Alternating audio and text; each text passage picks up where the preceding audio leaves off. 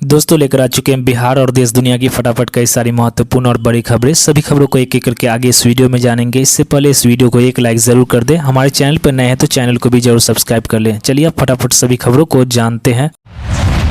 बिहार में 20% पुलिस थानों की कमान महिलाओं के हाथों में होगी। राज्य के पुलिस महानिदेशक डीजीपी ने स्वतंत्रता दिवस के मौके पर गुरुवार को यह ऐलान किया था। अब उन्होंने कहा है कि जल्द ही कम से कम 20% महिला पुलिस अधिकारी थाने की कमान संभालेगी। उन्होंने कहा कि बिहार पुलिस के कार्यरत महिलाओं की संख्या करीब 30,000 हो गई है। इनमें से 227 अधिकारी राज्य भर में थाना प्रभारी या अतिरिक्त थाना प्रभारी के रूप में तैनात है। आने वाले समय में इनकी संख्या में और बढ़ोतरी होने वाली है। जन स्वराज के सूत्रधार प्रशांत किशोर अगले साल होने वाले बिहार विधानसभा चुनाव से पहले मुख्यमंत्री नीतीश कुमार और पूर्व डिप्टी सीएम तेजस्वी यादव से सेमीफाइनल खेलने वाले हैं। पीके ने इस साल होने वाले आगामी विधानसभा उपचुनाव में प्रत्याशी उतारने की घोषणा की है। बता दें कि पीके अपने जन स्वराज संगठन को राजनीतिक दल में बदलने वाले हैं। उनकी नई पार्टी का गठन 2 अक्टूबर को होगा। प्रशांत किशोर ने कहा कि अगर 2 अक्टूबर के बाद उपचुनाव हुए तो जन स्वराज के टिकट पर प्रत्याशी उतारे जाएंगे। वहीं अगर इससे पहले उपचुनाव हुआ तो निर्दलीय प्रत्याशी उतारकर उसे समर्थन दिया जाएगा।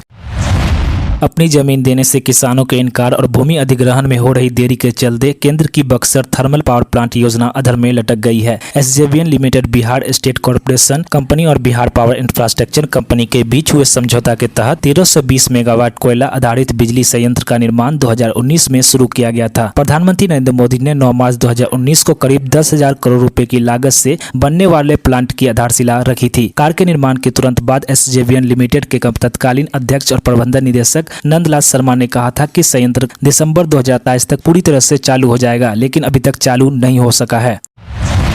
पटना हाईकोर्ट से AK-47 ग्रेनेड, इंसास राइफल और कई कारतूस की बरामदगी के 2 अलग केस में बाइज्जत बरी होने के बाद पूर्व विधायक अनंत सिंह गुरुवार की सुबह जेल से रिहा हो गए। इन दोनों केसों में सबसे महत्वपूर्ण केस बाढ़ से लदमा में अनंत सिंह के पैतृक आवास से AK-47, उसकी 26 गोलियां और 2 हैंड ग्रेनेड मिलने वाला था, जिसके बाद कहा जा रहा था कि अनंत सिंह की कहानी का अंत हो गया है और अब वो बाकी जिंदगी जेल में बिताएंगे। उस समय बाढ़ में SSP रही चर्चित IPS लिपि सिंह ने 26 जुलाई 2019 को अनंत सिंह के पैतृक आवास पर छापा मारा था। लिपि सिंह का JDU अध्यक्ष और केंद्रीय मंत्री रहे RP सिंह की बेटी होना हाईकोर्ट के फैसले में राजनीतिक बदले के आधार के तौर पर दर्ज हो गया है।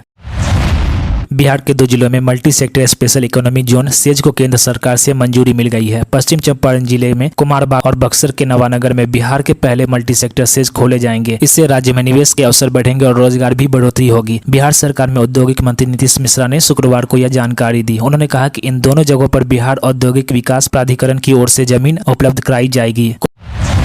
कोलकाता में महिला डॉक्टर से हुई बर्बरता और उसके बाद चिकित्सकों से हुई मारपीट की घटना के विरोध में देश भर के डॉक्टरों का गुस्सा बढ़ रहा है। राजधानी पटना समेत अन्य जिलों में सरकारी अस्पतालों में बीते 3 दिनों से OPD सेवाएं प्रभावित हो रही है। इससे मरीजों का इलाज न मिलने से परेशानी भी बढ़ रही है। वहीं अब पटना, मुजफ्फरपुर, दरभंगा और बेतिया के अस्पतालों में इमरजेंसी सेवा भी ठप कर दी गई है। इससे आपातकालीन स्थिति में मरीजों को इलाज के लिए समस्या खड़ी हो गई है।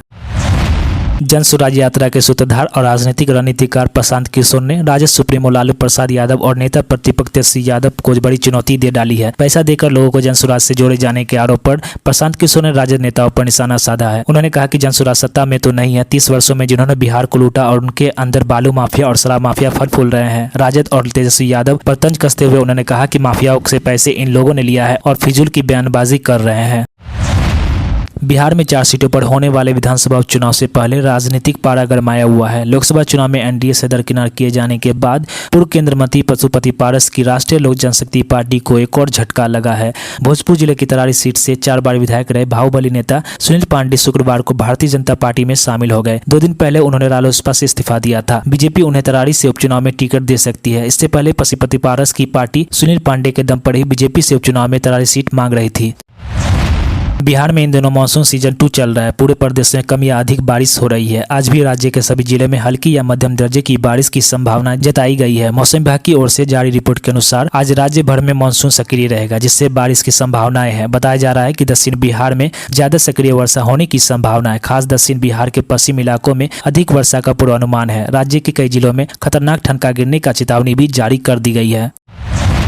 बिहार के भागलपुर स्थित पुलिस लाइन में महिला सिपाही के परिवार से हत्याकांड में कांस्टेबल सूरज को गिरफ्तार किया गया है। उस पर हत्या के लिए उकसाने का आरोप है। बताया जा रहा है कि आरोपी सूरज का मृतक सिपाही नीतू से एक्स्ट्रा मैरिटल अफेयर यानी कि शादी के बाद अवैध संबंध थे। आशंका है कि इस बात से गुस्साए नीतू के पति पंकज ने अपनी पत्नी, 2 बच्चों और बूढ़ी मां की हत्या कर दी, फिर खुद की जान दे दी। नीतू के मामा नागेंद्र ठाकुर ने भी पंकज पर परिवार के 4 सदस्यों की हत्या के आरोप लगाए हैं।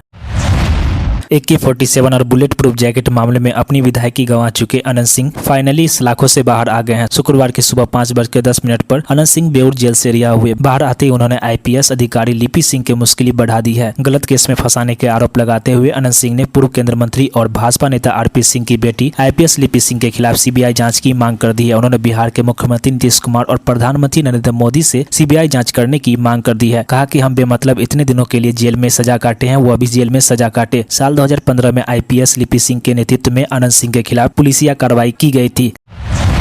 प्रधानमंत्री नरेंद्र मोदी ने बांग्लादेश सरकार की अंतरिम सरकार के प्रमुख मोहम्मद यूनुस से फोन पर बात की। इस बातचीत में उन्होंने बांग्लादेश की मौजूदा स्थिति पर चर्चा की। PM मोदी ने बांग्लादेश के लोकतांत्रिक, स्थिर, शांतिपूर्ण और प्रगतिशील होने के लिए भारत के समर्थन को दोहराया। इसके अलावा प्रोफेसर यूनुस ने बांग्लादेश में हिंदुओं और सभी अल्पसंख्यकों की सुरक्षा और संरक्षण का आश्वासन दिया। प्रधानमंत्री मोदी ने ट्वीट कर इसकी जानकारी दी। उन्होंने ट्वीट में कहा कि उन्होंने बांग्लादेश के मुख्य सलाहकार से बात की है, सभी अल्पसंख्यकों के हितों की सुरक्षा पर जोर दिया है। उन्होंने यह भी कहा कि भारत हमेशा बांग्लादेश के साथ अपने मजबूत संबंधों को और बेहतर करने के लिए तत्पर है। लेबनान के शिया समूह हिजबुल्लाह ने शुक्रवार को एक वीडियो जारी किया है जो इजराइल की चिंता बढ़ाने वाला साबित हो सकता है। इस वीडियो में भूमिगत सुरंगों और विशाल मिसाइल लॉन्चर वाले ट्रकों को दिखाया गया है। वीडियो का यह खुलासा उस समय हुआ जब गाजा संघर्ष को समाप्त करने के लिए कतर में वार्ताकारों की बैठक हो रही है। अब एक व्यापक संघर्ष को टालने के लिए लेबनान में कूटनीतिक गतिविधियां तेज हो गई है। महाराष्ट्र के जलगांव शहर में शुक्रवार को उस समय तनाव पैदा हो गया जब हिंदू संगठन की ओर से निकाले गए जुलूस के दौरान वाहन शोरूम पर कुछ पत्थर फेंके गए। अधिकारियों ने बताया कि बांग्लादेश में हिंदुओं पर हो रहे अत्याचारों के खिलाफ यह जुलूस निकाला गया था। इसका आयोजन विभिन्न संगठनों के संयुक्त संगठन एकल हिंदू समाज की ओर से किया गया था। इस संबंध में एक अधिकारी ने कहा कि यह घटना जलगांव शहर में आज सुबह सकल हिंदू समाज द्वारा बांग्लादेश में हिंदुओं को हिंसा के विरोध में निकाले गए जुलूस के दौरान हुई। कुछ अज्ञात लोगों ने 2 पहिया वाहन से शोरूम पर कुछ पत्थर फेंके। उन्होंने बताया कि इस घटना में शोरूम का शीशा क्षतिग्रस्त हो गया है। विदेश मंत्रालय ने शुक्रवार को उन मीडिया रिपोर्टों को स्पष्टीकरण दिया जिसमें दावा किया गया था कि प्रधानमंत्री नरेंद्र मोदी अगस्त के अंत तक यूक्रेन दौरा कर सकते हैं। जुलाई में PM मोदी की रूस यात्रा के बाद कई पश्चिम देश ने आपत्ति जताई थी। यूक्रेन के राष्ट्रपति व्लादिमीर जेलेंस्की ने कहा कि प्रधानमंत्री मोदी का पुतिन से गले मिलना न केवल एक बड़ा निशाना था बल्कि शांति प्रयासों के लिए एक विनाशकारी झटका भी था। अगर प्रधानमंत्री मोदी यूक्रेन जाते हैं तो यह यात्रा किसी भारतीय प्रधानमंत्री की पहली यूक्रेन यात्रा होगी।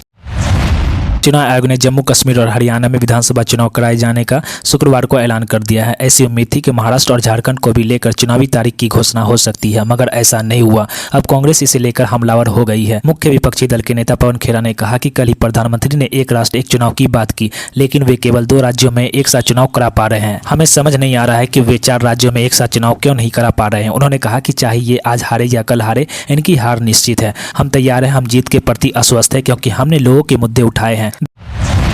दिल्ली हाईकोर्ट ने शुक्रवार को भारतीय कुश्ती महासंघ की तदर्थ समिति को बहाल करने का निर्देश दिया है। जस्टिस सचिन दत्ता की पीठ ने फैसला सुनाते हुए कहा कि भारतीय कुश्ती महासंघ के लिए भारतीय ओलंपिक संघ IOA के पास तदर्थ समिति का पुनर्गठन करने का विकल्प खुला हुआ है ताकि महासंघ के मामलों को नियंत्रित और प्रबंधन किया जा सके। जस्टिस दत्ता ने कहा कि मैं IOA को तदर्थ समिति की बहाली का निर्देश दिया है। समिति का पुनर्गठन करने का अधिकार IOA के पास है। कोलकाता के RG Kar medical college and hospital के पूर्व principal professor doctor Sandip Ghosh ने सुरक्षा की मांग की है। उन्होंने इसे लेकर कोलकाता हाईकोर्ट का दरवाजा खटखटाया है। साथ ही यह दावा किया है कि उन्हें जान का खतरा है। इस पर अदालत ने राज्य से उन्हें पुलिस सुरक्षा मुहैया कराने का कहा है। कोर्ट ने उनके वकील से एक अलग हलफनामा दायर करने के लिए भी कहा है जिसमें किसी और बात का जिक्र हो या कोई अन्य दावा किया गया हो।